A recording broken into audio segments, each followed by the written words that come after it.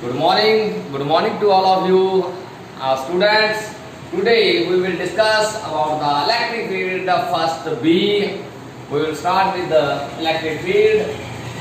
The electric field, देखो ये मैं तुम पहले दस्या जी फिजिक्स ਦੇ ਜਿਹੜੀਆਂ ਡੈਫੀਨੇਸ਼ਨਸ ਹੈ ਉਹਦੇ ਵਰਡ ਤੁਸੀਂ ਦੇਖੋ ਵਰਡ ਦੇ ਵਿੱਚ ਹੀ ਡੈਫੀਨੇਸ਼ਨ ਹੁੰਦੀ ਹੈ। ਇਲੈਕਟ੍ਰਿਕ मतलब ਚਾਰਜ ਫੀਲਡ मतलब ਸਪੇਸ ਹੁੰਦਾ ਹੈ।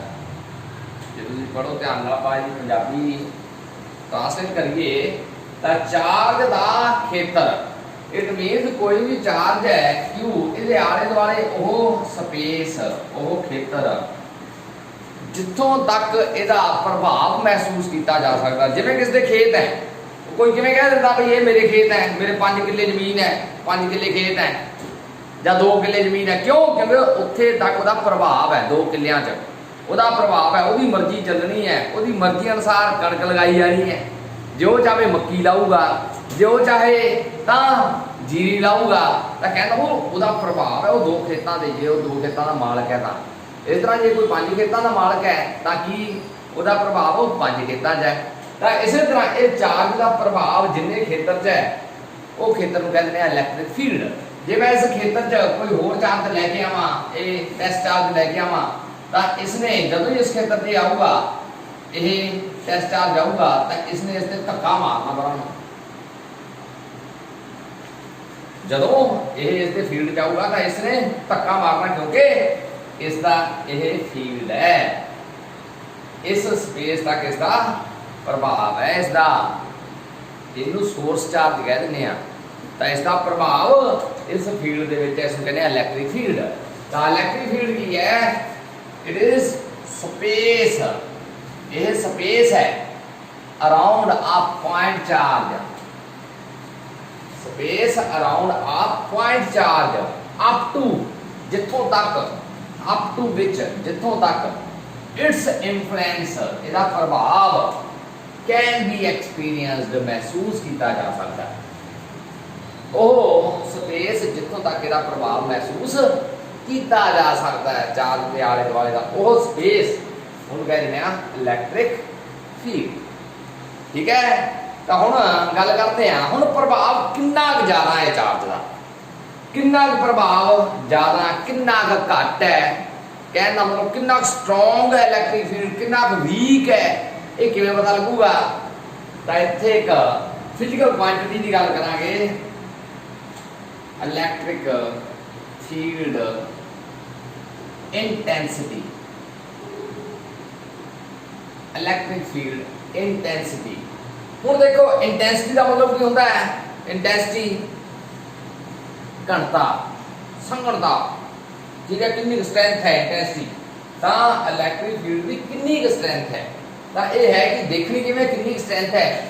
ਅਸੀਂ ਇਹ ਟੈਸਟ ਚਾਰਜ ਲੈ ਕੇ ਆ ਰਹੇ Q0 ਜਿੰਨੀ ਜ਼ਿਆਦਾ ਇਸ ਤੇ ਫੋਰਸ ਲੱਗੀ, ਜਿਹਦਾ ਇੱਕਦਮ ਧੱਕਾ ਵੱਜਿਆ ਜ਼ੋਰ ਦੀ ਤਾਂ ਜ਼ਿਆਦਾ ਫੋਰਸ ਲੱਗੀ ਹੈ ਤਾਂ ਸਟਰੋਂਗ ਹੈ ਫੀਲਡ। ਜੇ ਆਪਾਂ ਇਹਨੂੰ ਲੈ ਕੇ ਆਏ ਤੇ ਇਸ ਤੇ ਫੋਰਸ ਬਹੁਤ ਘੱਟ ਲੱਗੀ ਹੈ, ਹੌਲੀ ਹੌਲੀ ਪਰਾਂ ਗਿਆ ਤਾਂ ਕਹਾਂਗੇ ਹਾਂ ਵੀ ਇਹਦੀ ਇਲੈਕਟ੍ਰਿਕ ਫੀਲਡ ਇੰਟੈਂਸਿਟੀ ਘੱਟ ਹੈ। ਜੇ ਇਹਨੂੰ ਲੈ ਕੇ ਆਈਏ ਇੱਕੋਦਮ ਜ਼ਿਆਦਾ ਫੋਰਸ ਲੱਗੀ ਕਿਸ ਤੇ ਇਹ ਟੈਸਟ ਚਾਰਜ ਤੇ ਤਾਂ ਅਸੀਂ ਕਹਾਂਗੇ ਕੀ ਹੈ ਇਲੈਕਟ੍ਰਿਕ ਫੀਲਡ ਸਟਰੋਂਗ ਹੈ। ਇਹਦਾ ਮਤਲਬ ਆਪਾਂ ਇਲੈਕਟ੍ਰਿਕ ਫੀਲਡ ਇੰਟੈਂਸਿਟੀ ਕਹਿ ਨਹੀਂ ਸਕਦੇ ਫੋਰਸ, ਕਿਉਂਕਿ ਫੋਰਸ ਦੇਖ ਰਹੇ ਅਸੀਂ ਜੇ ਜ਼ਿਆਦਾ ਫੋਰਸ ਲੱਗਦੀ ਹੈ ਤਾਂ ਜ਼ਿਆਦਾ, ਜੇ ਘੱਟ ਫੋਰਸ ਲੱਗਦੀ ਹੈ ਤਾਂ ਇਲੈਕਟ੍ਰਿਕ ਫੀਲਡ ਇੰਟੈਂਸਿਟੀ ਘੱਟ ਹੈ। ਤਾਂ ਆਪਾਂ ਕਹਿੰਦੇ ਨੇ ਇਟ ਇਜ਼ ਦਾ ਫੋਰਸ, ਇਹ ਫੋਰਸ ਹੀ ਹੈ ਐਕਸਪੀਰੀਐਂਸਡ ਬਾਈ ਟੈਸਟ ਚਾਰਜ। ਤਾਂ ਇਲੈਕਟ੍ਰਿਕ ਫੀਲਡ ਇੰਟੈਂਸਿਟੀ ਕੀ ਹੈ? It is the force experienced by test charge F over Q0. F is a vector quantity. It's the force experienced by test charge. ਹੁਣ ਇੱਥੇ condition ਕੀ ਹੈ ਵੀ test charge ਬਹੁਤ ਛੋਟਾ ਹੋਣਾ ਚਾਹੀਦਾ ਹੈ। Test charge should be very small। ਤਾਂ definition ਦੇ ਵਿੱਚ ਇਸ ਨੂੰ ਐਕਸਪ੍ਰੈਸ਼ਨ ਦੀ ਐਂ ਲਿਖਾਂਗੇ। ਇੱਥੇ ਲਿਖਿਆ ਹੁੰਦਾ ਲਿਮਿਟ Q0 approaches to 0 ਲੈਣੀ ਹੈ ਤੇ F ਬਟਾ Q0। ਲਓ ਜੀ ਇਹ ਇੱਥੇ ਅਸੀਂ ਦੱਸਿਆ ਜਿਹੜੀ ਲਿਮਿਟ ਹੈ ਉਹ ਭਈ Q0 approaches to 0 ਲੈਣੀ ਹੈ force experienced by test charge। ਤਾਂ it is the force experienced by test charge It is the force per unit test charge ठीक है। प्रोवाइडेड दैट, कंडीशन की है, provided that test charge should be very small, infinitesimal small, test charge should be very small, ये condition है provided condition. तो electric field intensity की है force experienced by test charge, condition की लाती provided that test charge should be very small, test charge बहुत छोटा होना चाहिए, एक कंडीशन है जी। ये डेफिनेशन है साडी इलेक्ट्रिक फील्ड इंटेंसिटी दी। जे मैं यूनिट की गल करा हूं, unit of electric field intensity दा मेनली यूनिट जेड़ा है फोर्स का की हुंदा है न्यूटन। वे फोर्स की खोज न्यूटन ने की है, तो न्यूटन ने अपने नाम के उत्ते ही फोर्स का यूनिट रखा Newton per unit coulomb, charge का पर कूलम। तो ये हो गया न्यूटन पर coulomb, this the unit of electric field intensity. याद रखना बच्चों की गलती की होंगी है, इलेक्ट्रिक फील्ड की डेफिनेशन पूछी हो इंटेंसिटी लेके आते हैं, इलेक्ट्रिक फील्ड इंटेंसिटी की पूछी हो तो फील्ड लेके आते हैं। तो ज़्यादातर इलेक्ट्रिक फील्ड इंटेंसिटी की डेफिनेशन पूछी जाती है, ठीक है।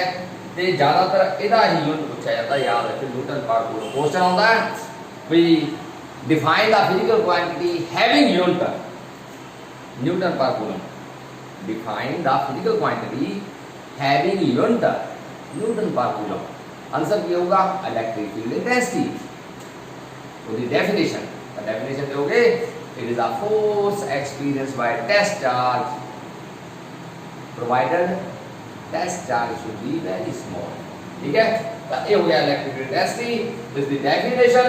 इसका डायमेंशन फार्मूला देखिए पा, dimension of electric field intensity.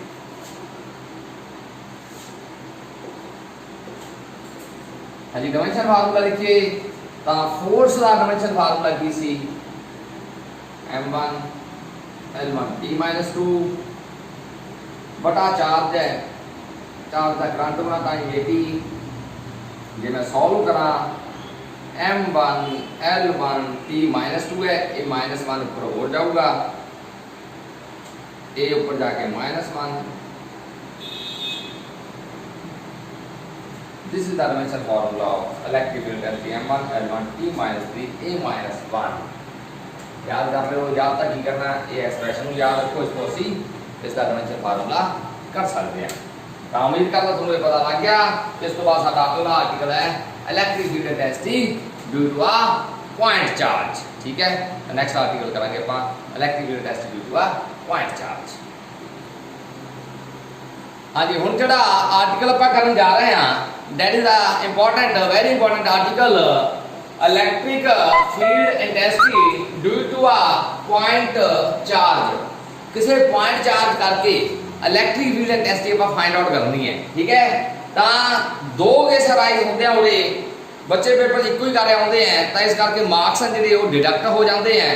आप एक गल ध्यान रखनी है भी पॉइंट चार्ज करके इलेक्ट्रिक फील्ड इंटेंसिटी जो असं पता करनी है तो वो दो केस अराइज होंगे हैं। पहला case when point charge is at origin, जो पॉइंट चार्ज ओरिजिन से पिया होया, पहला केस वो है।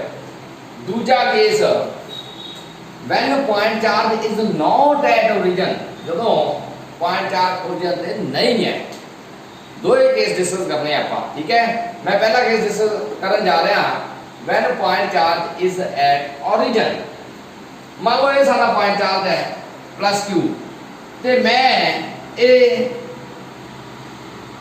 कोऑर्डिनेट सिस्टम सिलेक्ट कर लिया, two dimension coordinate system x y, तो ये साडा पॉइंट चार्ज ओरिजिन से पिया होया है। इत्थे मैं पॉइंट पी के उत्ते इलेक्ट्रिक फील्ड इंटेंसिटी पता करना चाहना किदे करके, इस सोर्स चार्ज करके। तो मैं इत्थे एक टेस्ट चार्ज रख लिया क्यू नॉट, क्योंकि इलेक्ट्रिक फील्ड इंटेंसिटी मैनू पता है कि force experience by this test charge. मैं हुण इससे फोर्स देखांगा, तो जे मैं इसका डिस्टेंस देखना उरों ये पी पॉइंट का जिथे मैं अपना ये क्यू नॉट रखा होया तो वो मान लेने असी आर पोजीशन वेक्टर आर मान लेने हुण ए प्लस क्यू ए क्यू नॉट दोए पॉजिटिव है ये इसनू धक्का मारूगा इस पासे फोर्स एफ बनाओ रिपेल करूँ डायरेक्शन की है फोर्स की ये आर वाले पासे ही है डायरेक्शन कौन दसदा हुंदा है यूनिट वैक्टर डायरेक्शन दसदा है क्योंकि मैं वैक्टर की गल कर रहा हूँ वैक्टर फॉर्म टाइप करांगे ਆਪਾਂ ठीक है तो हुण इसने इस ते फोर्स लाई कितनी फोर्स लाई सानू पता है कूलम ने सानू एक एक्सप्रेशन दिता होया उन्हें पहला ही लभी है ये फोर्स कूलम फोर्स ता साडे कोल कूलम फोर्स है जिहड़ी Coulomb force on Q naught due to Q ਇਹਦਾ ਹੋ ਗਿਆ ਮੈਗਨੀਟਿਊਡ k q1 q2 ਬਟਾ r ਸਕੁਅਰ डिस्टेंस ਦਾ ਸਕੁਅਰ डायरेक्शन कौन ਦੱਸਦਾ ਹੈ यूनिट वेक्टर क्योंकि मैं ये वेक्टर पाया होया तो इत्थे मैं यूनिट वेक्टर भी नाल लाऊंगा ਇਹਦਾ मैग्नीट्यूड है जे वेक्टर है तो मैं मैग्नीट्यूड ते डायरेक्शन दोए दसनियां पैणीਆਂ दसनियां ये मैग्नीट्यूड है डायरेक्शन है तो लो जी हुण आपां इलेक्ट्रिक फील्ड डेंसिटी पता करनी है वो की है q नॉट नीचे लिया force experience by test charge k q बटा r square r unit vector एक ही है this is electric field intensity तो साडे को electric field intensity k q बटा r स्क्वायर लो k q बटा r स्क्वायर हुण जे दा सिर्फ मैग्नीट्यूड पता करना हो इलेक्ट्रिक फील्ड इंटेंसिटी दा k q बटा r स्क्वायर तो तुसी अगे काफ़ी जगह ये मैग्नीट्यूड चाहे एक्सप्रैशन यूज करना है उत्थे हुण दिमाग च जां ध्यान च की रखना है जिथे भी इलेक्ट्रिक फील्ड इंटेंसिटी पता करनी है जिथे भी तुहानूं पता होना चाहिए किस चार्ज करके पता कर रहे हैं मैं वो चार्ज पता होना चाहिए गिवन होगा तुहानूं किन्ने डिस्टेंस ते कर रहे हो दो चीज़ां पता होनी चाहिए तीजे की वैल्यू तुहानूं पता ही है इलेक्ट्रोस्टैटिक कांस्टेंटली 9 गुणा 10 की power 9 9 into 10 to the power 9 ठीक है Q की वैल्यू तुहानूं गिवन होगी भाई 5 कूलम करके 10 सेंटीमीटर दे उत्ते तुसीं की पता करो इलेक्ट्रिक फील्ड इंटेंसिटी में तुहानूं चार्ज भी देगा तुहानूं ये डिस्टेंस भी दे दूगा कितने तुसीं पता करनी है ये एक्सप्रैशन याद रखो जदों तुहानूं पूछा मैं इलेक्ट्रिक फील्ड इंटेंसिटी दा एक्सप्रैशन की है तुसीं कहोगे k q बटा r स्क्वायर तुहानूं कोई पूछे इलेक्ट्रिक फील्ड इंटेंसिटी पता करने लई तुहानूं की चाहिए है तुसीं कहोगे चार्ज अते डिस्टेंस जिथे असीं इलेक्ट्रिक फील्ड इंटेंसिटी पता करनी है दो चीज़ां चाहिए सानूं चार्ज किहड़े करके पता करनी है इत्थे टेस्ट चार्ज नहीं लेना ये सोर्स चार्ज है किस चार्ज करके पता करनी है कित्थे पता करनी है ये दो चीज़ां पता होण किहड़ियां किस चार्ज करके पता करनी है कित्थे पता करनी है तो उम्मीद करदा ये एक्सप्रैशन याद रखो क्यों यूज होना है अगे बहुत बार तो इस तो बाद साडे कोल नैक्सट है when point charge is not at origin तो इस तो अगला आर्टिकल ऐसे करांगे when point charge is not at origin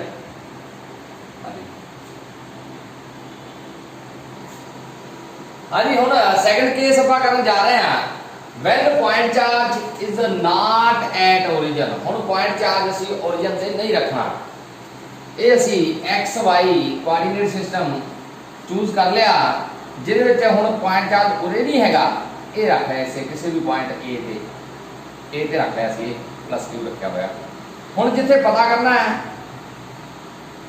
ਉਹ ਆਪਾਂ q ਨੋਟ ਇਹ B ਪੁਆਇੰਟ ਮੰਨ ਲਿਆ ਇੱਥੇ ਅਸੀਂ ਪਤਾ ਕਰਨਾ ਇਲੈਕਟ੍ਰਿਕ ਫੀਲਡ ਇੰਟੈਂਸਿਟੀ ਕਿੰਨੀ ਹੈ ਠੀਕ ਹੈ ਇਫੈਕਟ ਪਤਾ ਕਰਨਾ ਇਸ ਦਾ ਇਨਫਲੂਐਂਸ ਇੱਥੇ ਕਿੰਨਾ ਤਾਂ ਇਹਦਾ ਡਿਸਟੈਂਸ ਅਸੀਂ ਲੈ ਲਿਆ ਪੋਜੀਸ਼ਨ ਵੈਕਟਰ ਕਹਿ ਲਓ ਲੈ ਲਿਆ r ਨਾਟ ਹੁਣ इसने इस ते फोर्स लानी है रिपल्शन फोर्स लाओ तुहानूं पता है दो पॉजिटिव है इस पासे ये फोर्स नूं कहता F ते ये डायरेक्शन किहदी है जे ये पोजीशन वेक्टर R है ये R नॉट इहनूं आपां R डैश मान लईए A तो B वाला जिहड़ा पोजीशन वेक्टर है इहनूं R डैश मान लईए A तो B वाले ठीक है तो हुण मैं देखो इहदे करके इस ते फोर्स देख रहा तां इलैक्ट्रिक फील्ड इंटेंसिटी तुहानूं पता ही है की है the force experienced by test charge ਤਾਂ ਇੱਥੇ मैं फोर्स ही देख रही है ਤਾਂ नो पहला ठीक है जी ਆਪਾਂ फोर्स की गल करिए force experienced by test charge at point B कितनी है फोर्स के क्यू क्यू नॉट बटा हम डिस्टेंस की है ये दोहां दे विच आपां मन्निया ए ते बीच आर डैश दा स्क्वायर डायरेक्शन की है वही यूनिट वेक्टर आर डैश दे वाली है डायरेक्शन आर डैश दे वाली है। चलो जी ये साडे कोल आ गया। हुण असीं पता करिए electric field intensity Q not नूं असीं लैईए इस दे डिनोमीनेटर च क्योंकि असीं दा पता करना है force experience by test charge ए क्यू नॉट डिनोमीनेटर च आ गया। राइट हैंड साइड साडे कोल रह गया ये टर्म रहेगी ए की है force experience by test charge this is the electric field intensity. तो साडे कोल इलेक्ट्रिक फील्ड इंटेंसिटी का एक्सप्रेशन आ गया के क्यू आर डैश दा square r dash unit vector. देखो फर्क पहले एक्सप्रेशन नाल कोई ज़्यादा नहीं है उत्थे आर आया इत्थे आर डैश आया। हुण मैं सिर्फ आर डैश की वैल्यू नूं सॉल्व करना है using triangle law of vector addition. तो triangle law of vector addition इत्थे लाइए असी तो की होगा हाँ जी using triangle law of vector addition की होगा जी देखो O A plus A B is equal to O B. O A plus A B देखो सेम सेंस वाले प्लस करते हैं आप O A plus A be opposite वाला रिजल्टेंट होता है ओ बी रिजल्टेंट है। मेरा मकसद दूरों आर डैश की वैल्यू करना है। ओ ए की है साढ़े को आर ए बी की है आर डैश ओ बी की है आर नाट। तो यह आर डैश की वैल्यू कटांगे तो साढ़े को आ जाऊगा R dash R naught minus R. लो जी आ गया ठीक है। हुण ये एक्सप्रैशन जब करना है ये एक्सप्रैशन जे मैं चक्का के क्यू बटा आर डैश नीचे स्केयर है। देखो जे मैं तोड़ा ये यूनिट वेक्टर लिखा तो आर डैश का वेक्टर बटा आर डैश मैग्नीट्यूड जो मैग्नीट्यूड नीचे आऊगा ਇਹਦਾ की बन जूगा क्यूब ऊपर की रहेगा जो आर डैश वैक्टर करता यूनिट वैक्टर को तोड़िया और मैं भरिया की है और मैं आर डैश यूनिट वैक्टर की वैल्यू भरी है कि आर डैश वैक्टर बटा आर डैश मैग्नीट्यूड ये वैल्यू भरी है मैं कितने इतने। तो रह गया आर वैक्टर ऊपर नीचे जो मैग्नीट्यूड सी देखो आर स्केयर नाल की बन गया ए आर हो रहा हो गए आर क्यूब बन गया। तो इतने वैल्यू भर दो कि आर डैश वैक्टर की आर। तो आर डैश वैक्टर कि एक और कढ़िया आप आर डैश वैक्टर असीं कढ़िया E is equal to के क्यू आर डैश दा क्यूब ऊपर पे आर वेक्टर। तो ये आर डैश वेक्टर की वैल्यू मैं भरती ये जी कदी सी ये वैल्यू भरती नीचे की है मैग्नीट्यूड केदा आर डैश की वैल्यू मैं कदी बैठा पहले ही आर नॉट माइनस आर ये मैग्नीट्यूड का क्यूब है नीचे। This is the final expression। तो जे थोनू पेपर दे आर्टिकल आउंदा है तो students we have to do both of the article when point charge is at origin and when point charge is not at origin. ये दो article सानू करने पैने हैं ते उम्मीद करना कोई ज़्यादा औखे नहीं हैगे।